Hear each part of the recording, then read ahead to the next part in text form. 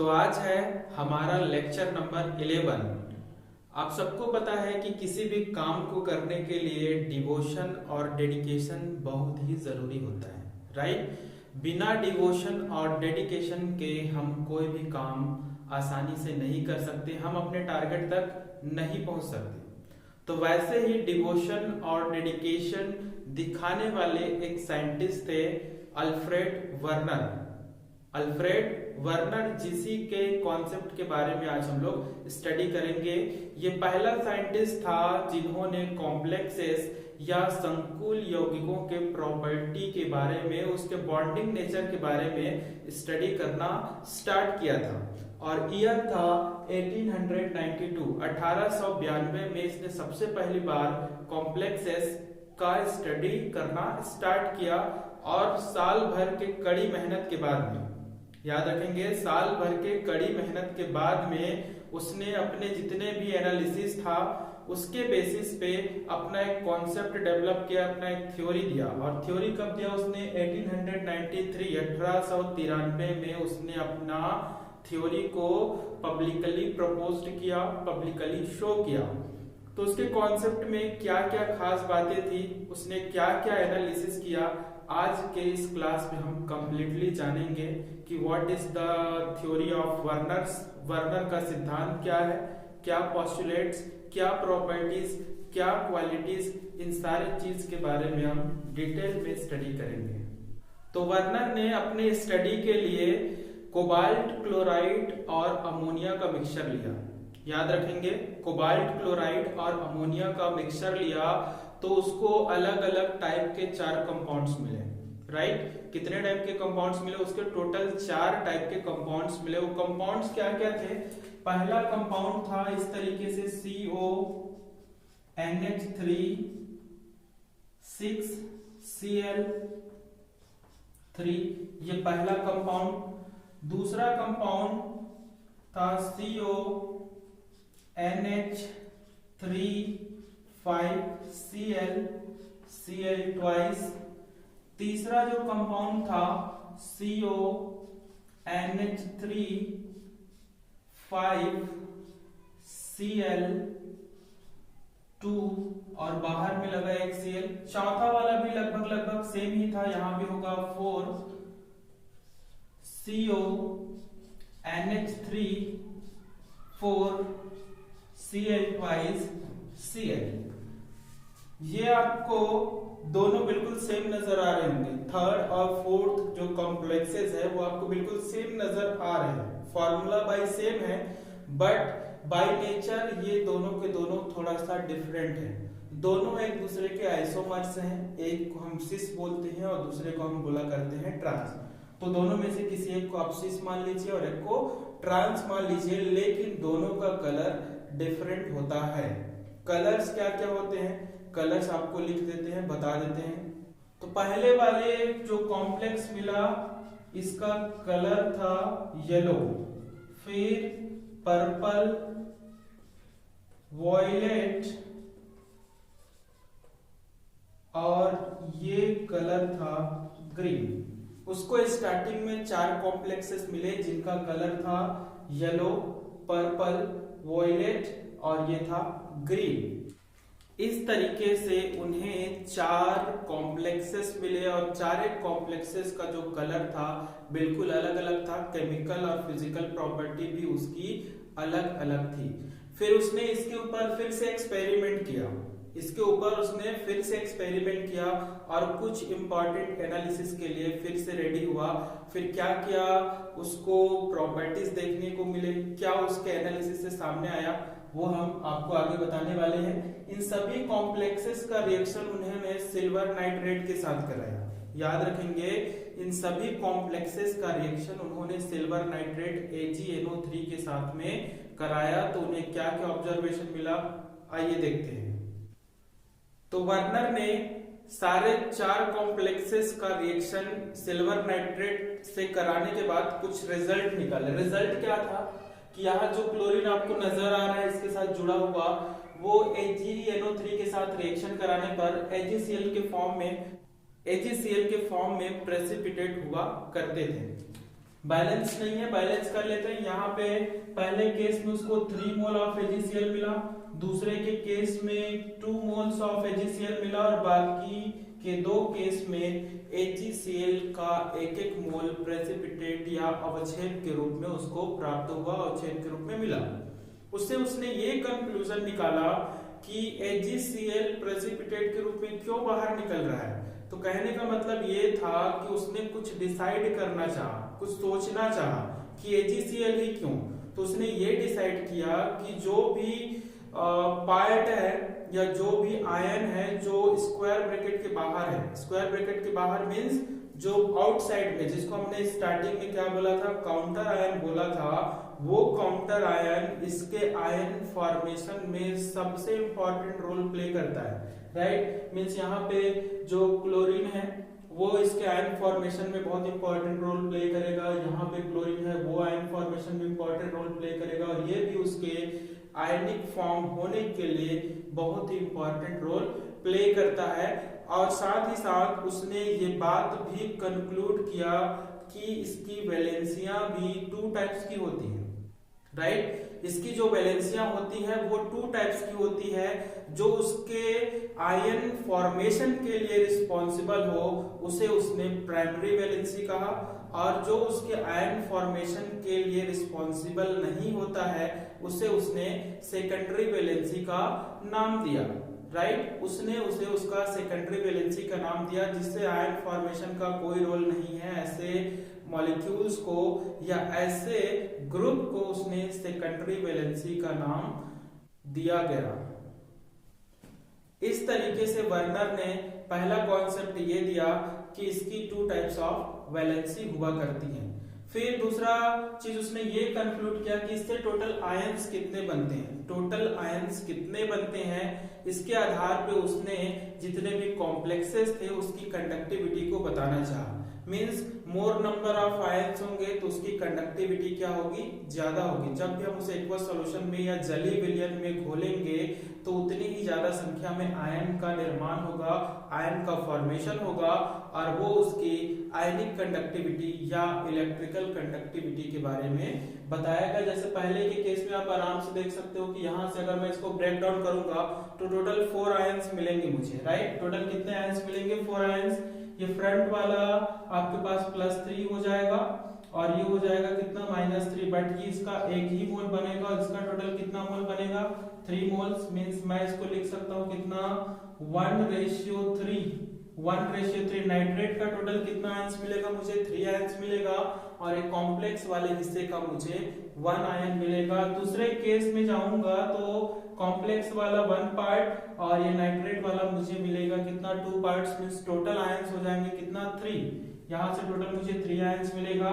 इस केस में मुझे 1/1 या 1:1 एक कॉम्प्लेक्स आयन मिलेगा, और इस केस में मुझे मिलेगा नाइट्रेट का भी 1 आयन। सिमिलरली यहाँ पे भी आपको 2 ही आयंस मिलेंगे, ठीक है। इस तरीके से उसने देखा कि इलेक्ट्रिकल कंडक्टिविटी पहले वाले कॉम्प्लेक्स की ज्यादा हुआ करती है, क्योंकि नंबर ऑफ आयंस कितना हो गया, टोटल 4 हो गया। उसके बाद इसकी कंडक्टिविटी उसको थोड़ा सा कम मिला, क्योंकि नंबर ऑफ आयंस क्या हो गए वहां पे, केवल और केवल 3 हो गए, और इन दोनों की कंडक्टिविटी में स्लाइटली डिफरेंस था, स्लाइटली डिफरेंस था, क्योंकि ये दोनों एक दूसरे को आइसोमर होने के साथ साथ फिजिकल प्रॉपर्टी में थोड़ा सा वेरिएशन रखता था। तो वर्नर के हिसाब से कौन सा वैलेंसी प्राइमरी होता है और कौन सा वैलेंसी सेकेंडरी होता है, इस बात को हम थोड़ा डिटेल में और समझने की कोशिश करते हैं। तो प्राइमरी वैलेंसी वही वैलेंसी हुआ करता है जो उसको आयन फॉर्मेशन में हेल्प करता है, जो उसकी वैलेंसी को डिफाइन करता है, उसके ऑक्सीडेशन को डिफाइन करता है। मैं फिर से रिपीट कर रहा हूं, प्राइमरी वैलेंसी का मतलब होता है कि सेंट्रल मेटल एटम या केंद्रीय परमाणु की ऑक्सीकरण अवस्था कितनी है, राइट। ऑक्सीकरण अवस्था कहने का मतलब है कि उसके ऊपर टोटल चार्ज कितना है, वो कितना इलेक्ट्रॉन लूज कर सकता है या गेन कर सकता है। ऑब्वियसली मेटल है तो वो इलेक्ट्रॉन लूज करेगा, और जितना इलेक्ट्रॉन लूज करेगा वो उसमें as a charge, as a positive charge, धन आयन के रूप में प्रदर्शित होगा। तो पहले वाले केस में अगर आप निकालने चलते हैं तो आपको ऑक्सीडेशन स्टेट वहां पे कितने मिलने वाली है, 3 मिलने वाली है। डेफिनेटली हमने पढ़ रखा है कि अमोनिया क्या होता है, एक न्यूट्रल लिगेंड है जिसका कोई चार्ज नहीं होता है। तो यहाँ पे कोबाल्ट का जो भी चार्ज होगा वो सिर्फ किसकी वजह से होगा, Cl3 की वजह से होगा, जो कि कितना होगा, कोबाल्ट यहाँ पे +3 का चार्ज शो करेगा, +3 ऑक्सीडेशन स्टेट में होगी। और यही 3 ऑक्सीडेशन स्टेट की वजह से जो क्लोरीन है वहां पे एज अ प्राइमरी वैलेंसी काम करेगा, प्राथमिक संयोजकता के रूप में काम करेगा क्लोरीन। फिर वर्नर ने उसके सेकेंडरी वैलेंसी के बारे में बताया, राइट। सेकेंडरी वैलेंसी या द्वितीयक संयोजकता के बारे में उसने ये बताया कि हर एक एलिमेंट की सेकेंडरी वैलेंसी या द्वितीयक संयोजकता हमेशा फिक्स होती है, वो ना तो कम हो सकती है और ना ही ज्यादा। अगर कोबाल्ट को +3 ऑक्सीडेशन स्टेट में 6 लिगेंड के साथ होना चाहिए तो हमेशा 6 लिगेंड के ही साथ में होगा। अगर +2 में उसको 4 के साथ होना चाहिए तो 4 लिगेंड के साथ में होगा, चाहे लिगेंड कैसा भी हो, राइट। लिगेंड चाहे कैसा भी हो, ये वहां पे उसने फिक्स कर दिया कि सेकेंडरी वैलेंसी इसकी फिक्स हुआ करती है। सेकेंडरी वैलेंसी को उसने एज अ कोऑर्डिनेशन एंटिटी या कोऑर्डिनेशन नंबर के रूप में ट्रीट किया। मैं फिर से रिपीट कर रहा हूं, सेकेंडरी वैलेंसी को उसने एज अ कोऑर्डिनेशन नंबर की तरह उसने ट्रीट किया, जो कि किसी भी मेटल के लिए हमेशा फिक्स हुआ करता है, एक निश्चित हुआ करता है, निर्धारित हुआ करता है कि कोई भी केंद्रीय परमाणु का द्वितीयक संयोजकता हमेशा निश्चित होता है, वो फिक्स होता है। फिर वर्नर ने तीसरी बात ये बताया कि प्राइमरी जो वैलेंसी है या प्राथमिक संयोजकता होता है वो हमेशा नेगेटिवली चार्ज होगा। याद रखेंगे, जो प्राइमरी वैलेंसी होगी, प्राइमरी वैलेंसी जो होगी वो हमेशा नेगेटिवली चार्ज्ड लिगेंड या ग्रुप्स होगा। ये आप बिल्कुल याद रखेंगे, प्राइमरी वैलेंसी हमेशा नेगेटिवली चार्ज होगा, उसमें कोई न्यूट्रल मॉलिक्यूल्स बिल्कुल भी नहीं होगा। जैसे यहाँ पे क्लोरीन किसकी तरह काम कर रहा है, प्राइमरी वैलेंसी, प्राथमिक संयोजकता या प्राइमरी वैलेंसी की तरह वर्क कर रहा है और ये हमेशा नेगेटिव ही होना चाहिए। सेकेंडरी वैलेंसी के बारे में उसने ये बताया कि सेकेंडरी वैलेंसी कुछ भी हो सकता है, कुछ भी हो सकता है कहने का मतलब ये है कि वो न्यूट्रल भी हो सकता है, पॉजिटिव भी हो सकता है और नेगेटिव भी हो सकता है, but primary valency always be negative. याद रखेंगे, प्राथमिक संयोजकता हमेशा नेगेटिव चार्ज वाला ग्रुप या लिगेंड होगा, लेकिन सेकेंडरी वैलेंसी आपका नेगेटिव भी हो सकता है, पॉजिटिव भी हो सकता है और उदासीन या न्यूट्रल भी हो सकता है। इस बात को आप लोग जरूर याद रखेंगे। उसके बाद वर्नर ने एक और इम्पॉर्टेंट चीज बताया कि जब मैं इसका स्ट्रक्चर बनाऊं, जब मैं किसी भी कॉम्प्लेक्स का स्ट्रक्चर बनाऊं तो स्ट्रक्चर बनाते वक्त मैं प्राइमरी और सेकेंडरी वैलेंसी को डिफाइन कर सकता हूं, उसमें डिफरेंशिएट ला सकता हूं और बता सकता हूं कि कौन प्राइमरी वैलेंसी है और कौन सेकेंडरी वैलेंसी है। प्राइमरी वैलेंसी के लिए उसने डॉटेड लाइन या ब्रोकन लाइन का इस्तेमाल किया। ये जो लाइंस मैंने बनाया है ये स्पेशली किसके लिए है, प्राइमरी वैलेंसी के लिए है, ठीक। जबकि सेकेंडरी वैलेंसी के लिए उसने एक सॉलिड लाइन का इस्तेमाल किया, किसके लिए, सेकेंडरी वैलेंसी या द्वितीयक संयोजकता के लिए उसने एक सॉलिड लाइन का इस्तेमाल किया, जिससे हम आसानी से डिफरेंशिएट कर सकें कि प्राइमरी वैलेंसी की तरह कौन सा लिगेंड काम कर रहा है और सेकेंडरी वैलेंसी की तरह कौन सा लिगेंड काम कर रहा है। वर्नर ने जो अगली बात बताई वो ये थी कि जो भी सेंट्रल मेटल एटम होगा या सेंट्रल मेटल आयन होगा वो अपने दोनों टाइप के वैलेंसी को सेटिस्फाइड कर सकती है, वो अपने दोनों टाइप के वैलेंसी को सेटिस्फाइड कर सकती है। means central metal atom can satisfy both the valencies either primary or valency। कहने का मतलब ये है कि वो दोनों टाइप के वैलेंसी से क्लोजली अटैच्ड होता है, चाहे वो प्राइमरी हो या सेकेंडरी हो। आइए प्राइमरी और सेकेंडरी वैलेंसी को किस तरीके से सेटिस्फाइड करता है इन कॉम्प्लेक्सेस के डायग्राम से, इसके डायग्राम से हम लोग समझेंगे। तो दो कॉम्प्लेक्सेस मैंने ले लिए हैं, अब हम इसमें इसके प्राइमरी और सेकेंडरी वैलेंसीज को पुट करेंगे, समझेंगे कि कैसे इसको यहाँ पे इंडिकेट किया जाता है। तो यहाँ पे अमोनिया टोटल 6 है और ammonia as a secondary valency work कर रहा है, तो हम सारे अमोनिया को यहाँ पे पुट करते हैं NH3 NH3 NH3 NH3 NH3 और ये भी हो गया NH3। सभी को हमने सॉलिड लाइन से इंडिकेट किया है क्योंकि ये इसकी सेकेंडरी वैलेंसी है।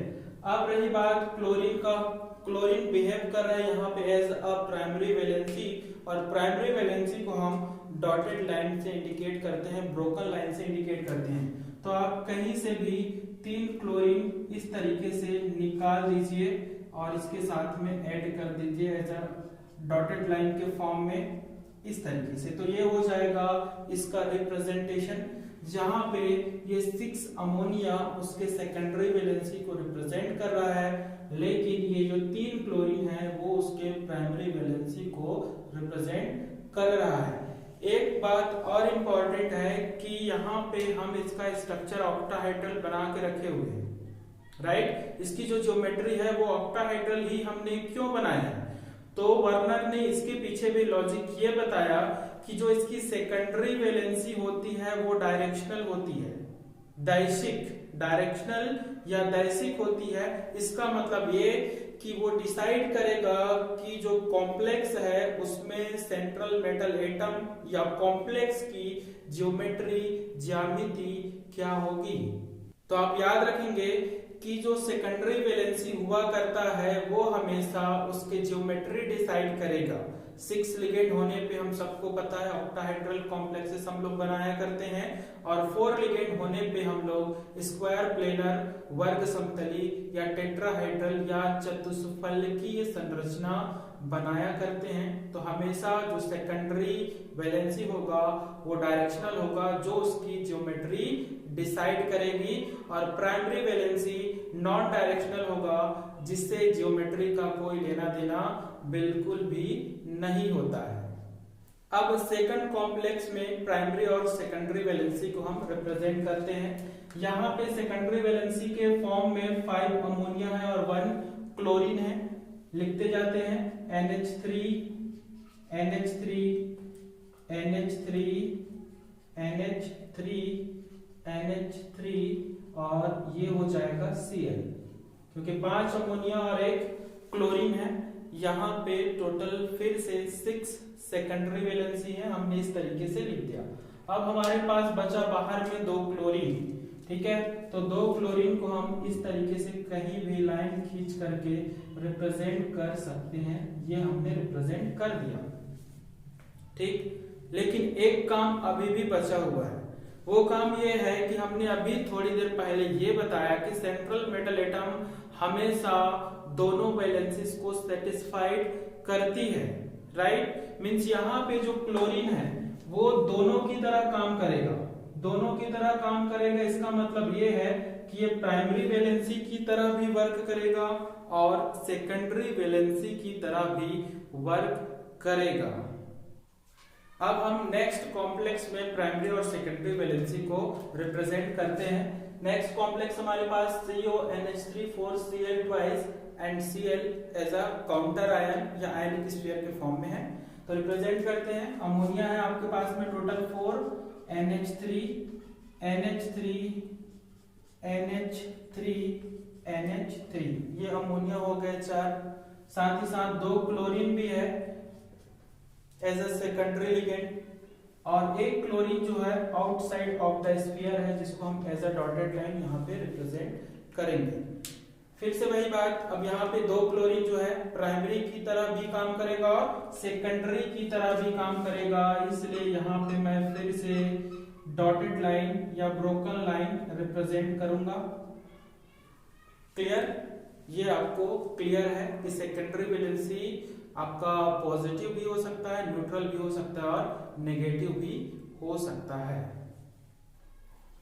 अल्फ्रेड वर्नर ने अपने टाइम पे बहुत सारी एनालिसिस किया, बट कुछ कमियां रह गई। वो कमियां क्या थी? कमियां कुछ इस तरीके से था, why only certain elements form coordination compounds not other. तो अल्फ्रेड वर्नर ये नहीं बता पाया उस टाइम पे कि पर्टिकुलर जो मेटल्स होते हैं वही कॉम्प्लेक्सेस या संकुल यौगिक का निर्माण कर पाते हैं, बाकी अदर एलिमेंट्स निर्माण नहीं कर पाते। जैसे हम सबको पता है कि कोऑर्डिनेशन कॉम्प्लेक्सेस जो होते हैं वो स्पेशली डी ब्लॉक एलिमेंट्स बनाया करते हैं, लेकिन वर्नर उस टाइम पे इस बात को बिल्कुल नहीं बता पाया था। दूसरा उसका जो डिमेरिट्स या लिमिटेशन था, व्हाई द कोऑर्डिनेशन स्फीयर और एंटिटी हैज डेफिनेट ज्योमेट्री। जो इसकी सेकेंडरी वैलेंसी होती है उसकी वजह से इसका एक डेफिनेट शेप बनता है। जैसे हमने अभी 6 लिगेंड के लिए ऑक्टाहेड्रल ज्योमेट्री हमने प्रिपेयर किया था, स्ट्रक्चर बनाया था, लेकिन ये अल्फ्रेड नोबल इस बात को नहीं बता पाया कि अगर 6 लिगेंड है तो ऑक्टाहेड्रल होगा, 4 लिगेंड है तो स्क्वायर प्लेनर होगा या टेट्राहेड्रल होगा। वो उसके लिए कोई एविडेंस जुगाड़ नहीं कर पाया था, कोई एविडेंस नहीं दे पाया था। ये रही उसकी दूसरी लिमिटेशन। तीसरी लिमिटेशन है, why do this compounds possesses definite magnetic and optical properties. हमने ऑलरेडी पढ़ रखा है वीबीटी के अंदर कि कॉम्प्लेक्सेस का पैरामैग्नेटिक बिहेवियर होता है, डायमैग्नेटिक बिहेवियर होता है, और आइसोमेरिज्म में हम देखने वाले हैं कि ये ऑप्टिकली एक्टिव है कि नहीं है। ठीक है, तो अल्फ्रेड वर्नर ने ये तीसरा चीज भी सही तरीके से नहीं कर पाया। लेकिन आप याद रखेंगे ये पहला साइंटिस्ट था जिसने कॉम्प्लेक्सेस के बारे में बताया और पूरी दुनिया उसके इस एनालिसिस को सलाम किया, उसका रिस्पेक्ट किया। और 1913 में, ईयर ऑफ 1913 में उसे नोबेल प्राइज भी दिया गया। याद रखिए 1913 में उसे इसके बहुमूल्य कार्य के लिए, कीमती कार्य के लिए, एक महान कार्य के लिए उसे 1913 में नोबेल प्राइज भी दिया गया। तो लास्ट में आपसे यही उम्मीद कि आप लोगों की पढ़ाई अच्छी चल रही होगी। अगर अच्छी नहीं चल रही है तो प्लीज पढ़िए, एग्जाम पास आ रहा है। वीडियो देखते रहिए, समझते रहिए, सीखते रहिए, अपने दोस्तों के साथ शेयर कीजिए और अगर चैनल पे नए हैं तो सब्सक्राइब कीजिए। जय हिंद।